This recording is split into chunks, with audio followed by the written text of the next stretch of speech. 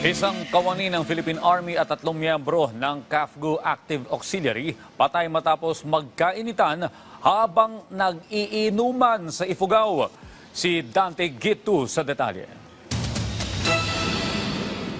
Nagiinuman ang 4 na biktima at suspek sa kanilang mess hall sa Mount Police, Barangay Viewpoint, Banawe, Ifugao nung naganap ang insidente Biyernes ng gabi.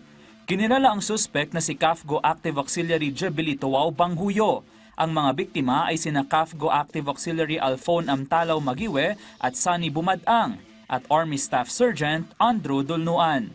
Yung suspect is may naungkat siya na issue regarding sa dutihan nila doon sa kampuhan nila.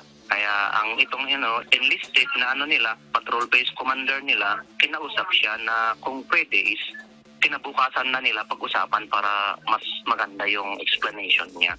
Inihatid ng isa pa nilang kasamahan ng suspek sa kanilang bunker pero bumalik siya sa mess hall. Hanggang sa narinig na lamang ang ilang putok ng baril galing sa mess hall.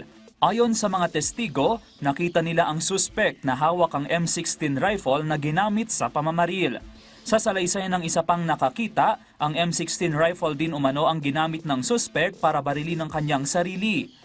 Ayon sa Philippine Army 5th Infantry Division, ito ang kauna-unahang insidente sa CAFGO na namaril ng kanyang mga kasamahan sa Northern Luzon. Ongoing po yung ating mga mental health programs, kaya nagkakaroon po ng visitation sa ating mga medical team together with the psychiatrists and psychologists to check on the moral and welfare ng ating mga sundalo, lalong-lalo na doon sa mga assigned field units, yung mga operating groups natin.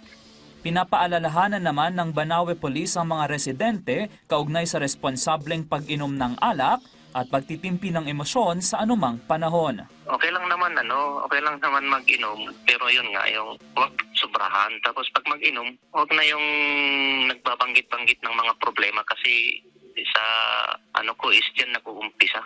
Dante Gitu, para sa bayan.